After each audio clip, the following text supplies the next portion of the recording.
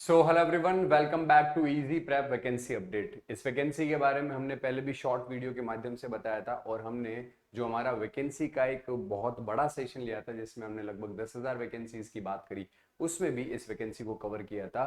Finally इस vacancy का notification release हो चुका है। मैं बात कर रहा हूँ राजस्थान स्टेट इलेक्ट्रिसिटी बोर्ड आरएससीबी की जो जेई की वैकेंसी, मच अवेटेड वैकेंसी, जिसका नोटिफिकेशन रिलीज कर दिया गया। ये वैकेंसी जानी जाती है अपने सुपर फास्ट प्रोसीजर के लिए, जिसके अंदर आपको वैकेंसी का नोटिफिकेशन रिलीज होने के 3 महीने के अंदर अंदर एग्जाम और उसके अगले 2 महीने से 3 महीने के अंदर अंदर ज्वाइनिंग ये वैकेंसी आपको दे देता है। यानी फास्टेस्ट कंप्लीट होने वाली वैकेंसीज में से एक है ये वैकेंसी, जिसमें आपको राजस्थान के अंदर 5 अलग अलग डिपार्टमेंट, उत्पादन, प्रसारण और 3 वितरण की कंपनियां हैं, जोधपुर, अजमेर और जयपुर, इसमें जॉब करने का मौका मिल रहा है। जिसमें जूनियर इंजीनियर के यहाँ पर टोटल 800 से अधिक पोस्ट जो है वो कवर किए गए। बात करें एरियाज की, तो उत्पादन में जनरेशन के अंदर आपके राजस्थान में जहां जहां प्लांट है वहां वहां पर आपकी लोकेशन हो सकती है, और प्रसारण में पूरे राजस्थान में कहीं पर भी जहां जहां ट्रांसमिशन के सबस्टेशन है वहां पोस्टिंग हो सकती है। बाकी जयपुर, अजमेर और जोधपुर के लिए यहाँ पर डिस्ट्रिक्ट लिखे हैं, जिन डिस्ट्रिक्ट्स के आप बिलोंग करते हैं उस जोन को आप प्रायोरिटी में रखिएगा ताकि आप घर के पास जॉब कर सके।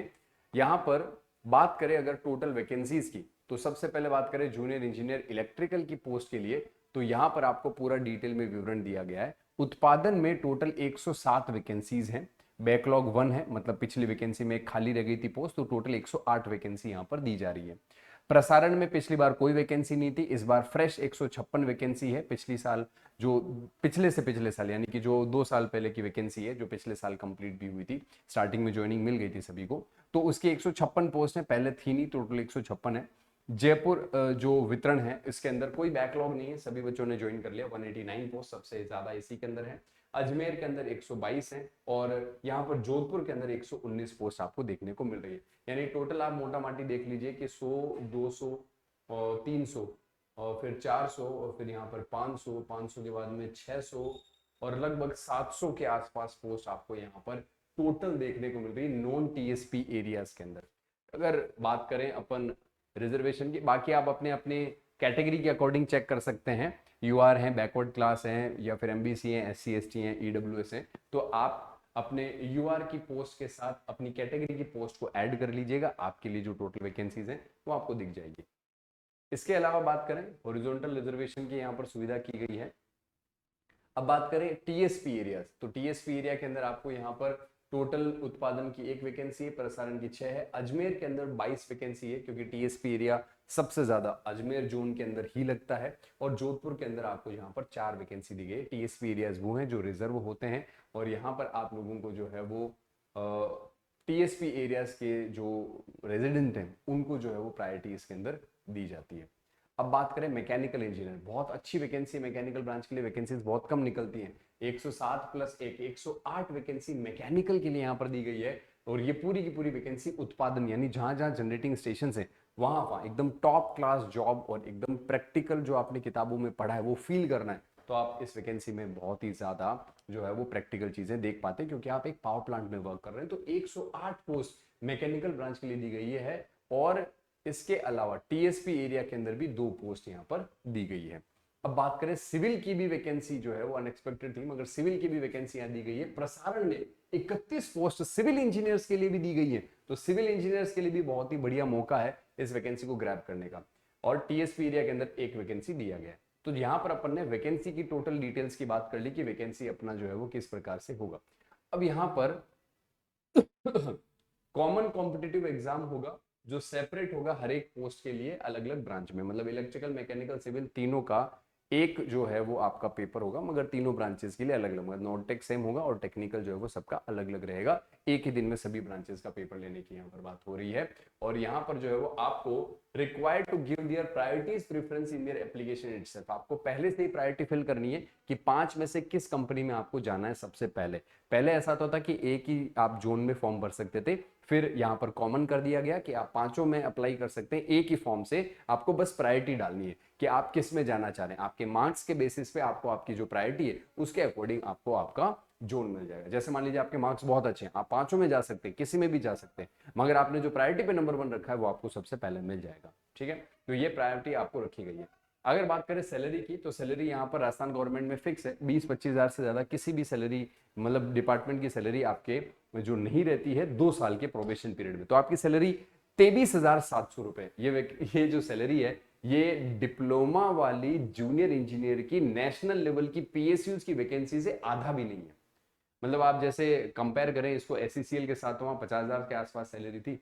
अगर आप आरआरबी और एसएससी जेई से कंपेयर करें तो वहां पर आप लोगों को लगभग 40 से 50,000 रुपए ट्रेनिंग पीरियड के अंदर मिलते हैं। यहाँ 2 साल तक आपको 23,700 रुपए सैलरी फिक्स मिलेगा, और उसके बाद आपका सैलरी बढ़कर हो जाता है 33,800 रुपए पर मंथ, प्लस इसमें फिर आपके जो एचआरए हैं, टीए है, डीए है, वो जुड़ते हैं। मतलब कि जो महंगाई भत्ता है, ट्रेवल अलाउंस है, एचआरए है, हाउस रेंट अलाउंस है, ये सारी चीजें फिर 33,800 के ऊपर ऐड होती है। यानी ओवरऑल आप मिला लीजिए कि आपको 40 से 45,000 के बीच में, 50,000 के बीच में, मतलब अधिकतम 50 तक आप इसमें सैलरी 2 साल बाद पहुंच पाएंगे।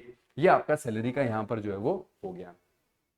अब एजुकेशनल क्वालिफिकेशन की बात करें, हमेशा की तरह इस बार भी केवल बीटेक अलाउ है, डिप्लोमा अलाउ नहीं है। इलेक्ट्रिकल के अंदर आप जो है वो 4 साल का पूरा आपका डिग्री होना चाहिए। इसके अलावा आपका डिग्री इलेक्ट्रिकल में चल जाएगा, इलेक्ट्रिकल एंड इलेक्ट्रॉनिक्स में चल जाएगा, इलेक्ट्रिकल के अंदर इंस्ट्रूमेंटेशन एंड कंट्रोल में चल जाएगा, पावर सिस्टम में चल जाएगा। ये सभी आपका जो डिग्री है वो एक जो है रिकॉग्नाइज्ड यूनिवर्सिटी से होना चाहिए। सेम प्रोसेस आपका मैकेनिकल और सिविल का है, जिसके अंदर आपके मैकेनिकल में mechanical, production and industrial, thermal, mechanical, इनमें से किसी से भी इंजीनियरिंग करी है। या सिविल के अंदर अगर अपन बात करें तो सिविल में स्ट्रक्चरल या सिविल कंस्ट्रक्शन या सिविल इंजीनियरिंग या इक्विवेलेंट किसी भी यूनिवर्सिटी से आपने जो है वो किया है इंजीनियरिंग, तो आपका काम चल जाएगा। मेन चीज यहाँ पर एक और चीज दी गई है कि यहाँ पर आपको वर्किंग नॉलेज होना चाहिए हिंदी का, written in Devanagari script and knowledge of Rajasthani culture. यानी आपको राजस्थानी कल्चर के बारे में आइडिया होना चाहिए, यानी आपको राजस्थानी कल्चर पढ़ा हुआ होना चाहिए। इसमें ऐसा कोई एग्जाम के अंदर राजस्थानी कल्चर का कोई अलग से टेस्ट नहीं होगा, राजस्थान जीके का भी मैं बताऊंगा सिलेबस क्या है। इसके अलावा आपको हिंदी का वर्किंग नॉलेज होना चाहिए, यानी आपको हिंदी बोलनी भी आनी चाहिए, हिंदी लिखनी भी आनी चाहिए, तब जाकर के आप इस पोस्ट के लिए एलिजिबल हो पाएंगे। यानी वो स्टेट्स जो नॉन हिंदी स्टेट्स हैं या नॉन हिंदी बेल्ट है, उनके लिए वैकेंसी थोड़ा सा प्रॉब्लमेटिक हो सकती है। अब यहाँ पर बात करें, यहाँ पर जो बच्चे फाइनल ईयर के हैं, मुख्य चीज, बहुत इंपॉर्टेंट चीज, फाइनल ईयर के बच्चे यहाँ पर अलाउ हैं। बस जिस समय डॉक्यूमेंट वेरिफिकेशन हो उस वक्त आपको फाइनल आपका पास हो हुआ डिग्री दिखाना होगा। यानी जो बच्चे अभी फाइनल ईयर में हैं, आप सभी के फाइनल सेमेस्टर के एग्जाम जो है जुलाई के अंदर पूरे हो जाते हैं। तो जो बच्चे जुलाई के अंदर अपना फाइनल सेमेस्टर का 4th ईयर का एग्जाम दे चुके हैं, वो इस फॉर्म को फिल कर सकते हैं। उनका रिजल्ट आ ही जाएगा डीवी के टाइम तक, तब तक वो पास या फेल वो सारा पता चल जाएगा। फाइनल आप 8th सेमेस्टर का जो मार्कशीट है, बस वो प्रोविजनल डिग्री तो बाद में आती है। तो आपको जो है वो फाइनल ये बताना है कि सर मेरा ये रिजल्ट आ गया, ये मैं पास हो गया, ये मेरा 8th सेमेस्टर का मार्कशीट है। तो आपको डीवी के टाइम पे ये होना चाहिए। इसके अलावा आप फॉर्म फिलअप कर सकते हैं, कोई दिक्कत वाली बात नहीं है। क्लियर? अब यहाँ पर आप लोगों का क्या है कि एक से अधिक, अगर आप शादीशुदा हैं तो एक से अधिक बीवी नहीं होनी चाहिए, या अगर एक से अधिक है तो वो जो पहले वाली बीवी है वो जीवित ना हो तो है उस केस में, या डिवोर्स्ड है उसके बाद दूसरा शादी किया है तो एलिजिबल है। और 2002 के बाद में आपके पास में 2 बच्चों से ज्यादा बच्चे नहीं होने चाहिए। मैरिड कपल्स के लिए ये जो है वो सारा नियमावली दिया गया। ठीक है, अब बात करें कैरेक्टर सर्टिफिकेट में, आपका कैरेक्टर सर्टिफिकेट अच्छा होना चाहिए। विद्युत निगम के अंदर सर्विस के अंदर character candidate of appointment must be such to qualify him for employment of the service in the Vidyut Nigam. मतलब आपका कैरेक्टर सर्टिफिकेट होना चाहिए, बेसिकली आपको डीबी के टाइम पे ले जाना होता है। फिजिकल फिटनेस में सभी तरीके का चलना फिरना, ये फिजिकल फिटनेस का अलग से टेबल दिया गया है, उसको आप पढ़ लीजिएगा। ऑलमोस्ट सभी बच्चे जो चल फिर सकते हैं, बोल कर सकते हैं, उनके लिए ये सारे फिजिकल टेस्ट एक तरीके से क्लियर है। और फिजिकली हैंडीकेप्ड के लिए नंबर ऑफ पोस्ट अलग हैं, तो उसके लिए कोई दिक्कत वाली बात नहीं। 21 साल मिनिमम है, 40 साल मैक्सिमम है, और पिछले 2 साल 3 साल से वैकेंसी नहीं आई है। इस वजह से प्रसारण में मैक्सिमम एज लिमिट 43 किया गया है, और बाकी इन दोनों के अंदर 40 का 40 से रखा गया है। और यहाँ पर भी सिविल के अंदर प्रसारण में वैकेंसी है, इसलिए 43 मैक्सिमम एज दिया गया है। बाकी इसके ऊपर एज रिलैक्सेशन आप लोगों को दिया गया है, जो 5 साल SC ST और ये ट्राइब्स के लिए है, 5 साल वुमेन कैंडिडेट्स के लिए, जनरल कैटेगरी की वुमेन है उनको भी 5 साल का रिलैक्सेशन दिया गया है। ये सारा का सारा यहाँ पर एज क्राइटेरिया दिया गया है। इसके अलावा और कोई यहाँ पर जो है वो एज क्राइटेरिया से रिलेटेड इंपॉर्टेंट पॉइंट नहीं है। रिजर्वेशन अगर आपको एक्वायर करना है तो आपके पास में सर्टिफिकेट होना चाहिए, इस चीज का आप ध्यान रखें। और जो बच्चे EWS से फिल कर रहे हैं, देखो यहाँ पर साफ साफ एक चीज लिखी हुई है, जो बच्चे EWS से फिलअप कर रहे हैं फॉर्म, उनका जो EWS का सर्टिफिकेट है वो पिछले 12 महीने के अंदर अंदर रिलीज किया हुआ होना चाहिए। जो बच्चे MBC और BC कैटेगरी के हैं, चाहे EWS से नॉन क्रिमिनल लेयर के, उनका जो सर्टिफिकेट है वो विद इन लास्ट 12 मंथ, मतलब कि 12 महीने से पुराना सर्टिफिकेट नहीं होना चाहिए। कोई भी सर्टिफिकेट हो, EWS का हो, OBC का हो, चाहे किसी भी कैटेगरी का हो, आपका सर्टिफिकेट 12 महीने से ज्यादा पुराना नहीं होना चाहिए। ये साफ साफ यहाँ पर बात की गई है। इसके अलावा जो ईडब्ल्यूएस वाले बच्चे हैं उनको कहा गया है कि भैया ईडब्ल्यूएस वाले बच्चे किसी भी रिजर्व कैटेगरी से नहीं होने चाहिए, मतलब एससी एसटी जो ऑलरेडी किसी रिजर्वेशन का फायदा ले रहे हैं उस कैटेगरी के नहीं होने चाहिए। ऑब्वियस सी बात है, इसमें आपकी फैमिली इनकम 8 लाख से कम होनी चाहिए। और आपकी फैमिली में कौन कौन शामिल होंगे? आपके माता पिता, इसके अलावा 18 साल से कम आपके भाई बहन, वो इसमें शामिल होते हैं। अगर आपके भैया कोई हैं, जैसे मान लीजिए कि वो 30 साल के हैं, वो कोई गवर्नमेंट जॉब में है, तो उनकी फैमिली अलग है, वो शादीशुदा है, आप ईडब्ल्यूएस की कैटेगरी क्लेम कर सकते हैं अगर आपके पिताजी जो है वो अगर 8 लाख से कम इनकम जो है वो करते हैं। ये राजस्थान की ईडब्ल्यूएस के नियम है, ये आपको पता ही है। ये सारा का सारा यहाँ पर आपका सर्टिफिकेट से रिलेटेड रूल्स यहाँ पर आपको बताए गए। इसके अलावा यहाँ पर इंपॉर्टेंट चीज मैं और बता देता हूँ, ये देखो, ये रहा फिजिकल जो आपका है ना, हियरिंग इम्प्लांट, लोकोमीटर डिसेबिलिटी, ये किस डिपार्टमेंट में कौन सी जो है आपके पास में होनी चाहिए फिजिकल फिटनेस, उसका पूरा डिटेल दिया हुआ है। आप अगर पीडब्ल्यूडी कैटेगरी से हैं तो आप इसको चेक कर सकते हैं। इसके बाद बात करें यहाँ पर, फॉर्म की फीस काफी ज्यादा है, 1000 रुपए रखी गई जनरल कैटेगरी के लिए। अभी आ जाएगा इसके अंदर, ये देखो, more than one application should not be submitted by any candidate, क्योंकि आप एक ही फॉर्म भरेंगे उसमें प्रायोरिटी आ जाएगी, इसलिए एक से ज्यादा आप फॉर्म अप्लाई नहीं कर सकते। मल्टीपल अगर आप भरोगे तो उस केस में आपका लेटेस्ट वाला वैलिड माना जाएगा जो कंप्लीट है, जिसमें आपने पैसा वैसा सब कुछ दे दिया है। क्लियर? आपको प्रेफरेंस देनी है कंपनीज के रिगार्डिंग, और कोई भी सेकंड ऑप्शन आपको उसका प्रेफरेंस का नहीं दिया जाएगा। इस चीज का भी आपको बहुत अच्छे से ध्यान रखना है। बाकी फोटोग्राफ आपका ये 4.5 इंटू 3.5 सेंटीमीटर, ये सारी चीजें आपको पता है, आपने इतने फॉर्म भर दिए। सिग्नेचर ब्लैक इंक में होना चाहिए, लेफ्ट थंब इंप्रेशन होना चाहिए व्हाइट पेपर में, वो भी ब्लैक और ब्लू इंक से चल जाएगा। और एक हैंड रिटन डिक्लेरेशन, एक व्हाइट पेपर पे आपको hand written declaration capital letter में लिखकर अपलोड करना है। ये भी साफ साफ लिखा हुआ है, देखो यहाँ पे हैंड रिटन की डिक्लेरेशन लिखना है on white paper with black ink, text नीचे लिखा गया है। आपको ध्यान रखना है कि ये जो स्कैन्ड डॉक्यूमेंट है ये तय लिमिट से ज्यादा ना हो। Signature in capital letter will not be accepted, signature capital letter में नहीं होने चाहिए। लिखा हुआ ये देखो, ये रहा, ये लिखना है आपको आई, फिर आपका नाम, नेम ऑफ द कैंडिडेट नहीं लिखना है आपको। आई, जैसे मेरा नाम सुमित है तो मैंने लिख दिया I Sumit Dadhich, hereby declare that the information फलाना फलाना फलाना फलाना, ये पूरा लिखना है। ठीक है, अब यहाँ पर देखो एक चीज आपको ध्यान रखनी है, कैपिटल लेटर का देखो इन्होंने यहाँ पे मेंशन किया है नीचे कहीं पर।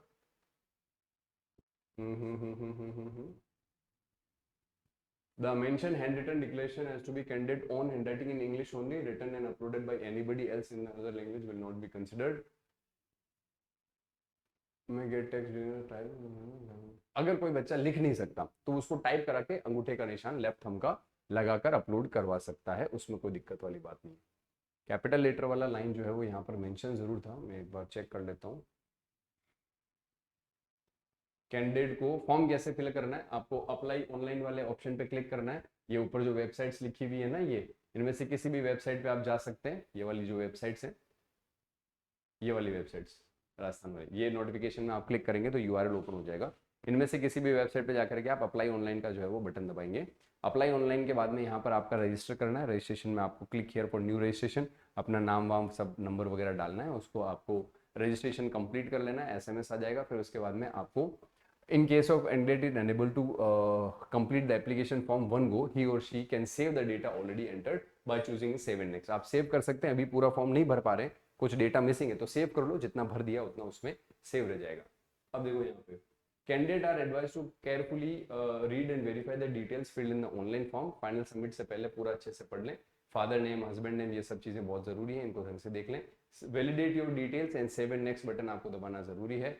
अब देखो candidate can proceed to upload photo, signature, left thumb impression and hand written declaration as per the specification guidelines.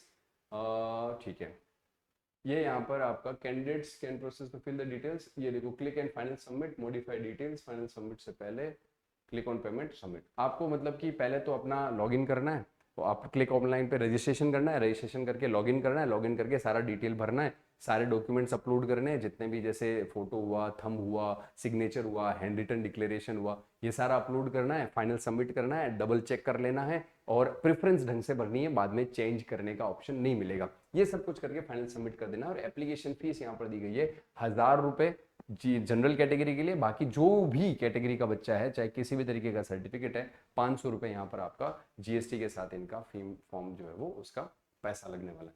5 तारीख एप्लीकेशन की स्टार्ट डेट है, यानी आज से शुरू हो गया है, और 25 तारीख आपका लास्ट डेट है। समझ लीजिए इसके 1 से 1.25 महीने में वापस पेपर भी ये ले लेंगे। ऑनलाइन पेमेंट होगा, क्रेडिट कार्ड, डेबिट कार्ड वगैरह से आप किसी से भी जो है वो पेमेंट कर सकते हैं, इंटरनेट बैंकिंग, और ये आपका मोबाइल वॉलेट्स वगैरह यानी भीम यूपीआई वगैरह से भी आप ये कर सकते हैं। ठीक है। अब यहाँ पर सेंटर की बात करें तो सेंटर नीचे एक लिस्ट दे रखी है, उस लिस्ट के अंदर आपको सेंटर चूज करने का ऑप्शन है, तो सेंटर भी आप चूज कर सकते हैं। और कॉल लेटर जो है वो आपके ऑनलाइन आएंगे। सेंटर आपका चॉइस जो है वो एक बार फाइनल हो गया। Choice of centre one exercise by the candidate will be final. आपने जो प्रायोरिटी फिल कर दी उसी प्रायोरिटी के बेसिस पे आपको सेंटर मिलेगा। फिर उसके बाद सेंटर और वो चेंज नहीं होंगे। और इसके अलावा sufficient number of candidate does not opt for the particular centre for online exam, or if the number of candidate is more than the capacity available for the online exam center due to any other reason, are you reserve the right to allot the center other than the center opted for। ठीक है, अगर आपने centre में कोई priority fill करी है और अगर उस जगह पर ऑलरेडी बहुत सारे बच्चे अप्लाई कर चुके हैं, तो आपको जरूरी नहीं है कि पहली प्रायोरिटी मिले, दूसरी तीसरी चौथी कोई भी प्रायोरिटी आपको मिल सकती है।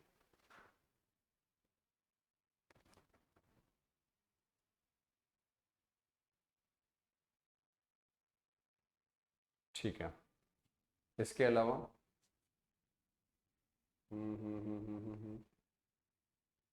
इम्पोर्टेंट चीज और क्या है?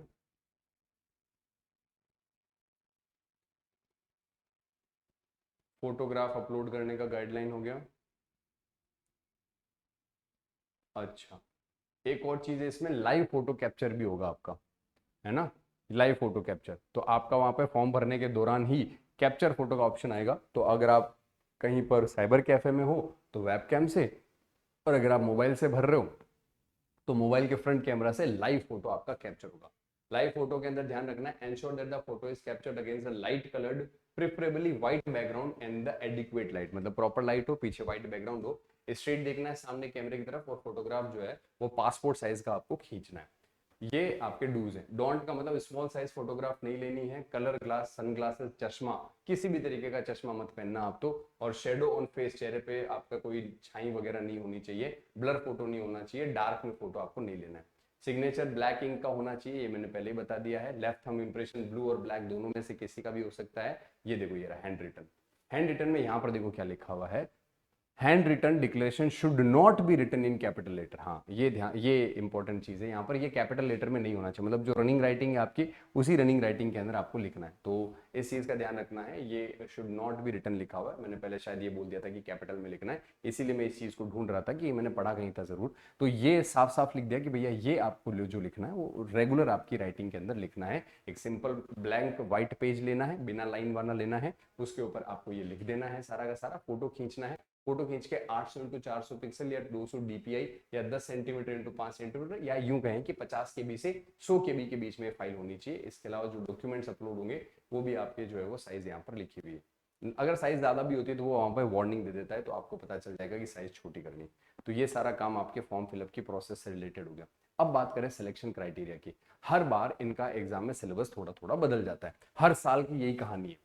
अब पिछले साल क्या कहानी थी कि इन्होंने टेक्निकल के अंदर 60% वेटेज रखा है, इसका मतलब 60 क्वेश्चन 120 मार्क के यहां पर पूछे जाते हैं, यानी कि एक टेक्निकल सवाल 2 नंबर का आएगा, तो 60 क्वेश्चन 120 मार्क्स। सिलेबस क्या है, इंजीनियरिंग के जो सब्जेक्ट है वो सारे इन्होंने लिखे हुए हैं कि कोई भी सब्जेक्ट से अपना वेटेज आ सकता है। तो आपके जो मेन मेन सब्जेक्ट है 7-8, उनको आपको अच्छे से कवर करके जाना है।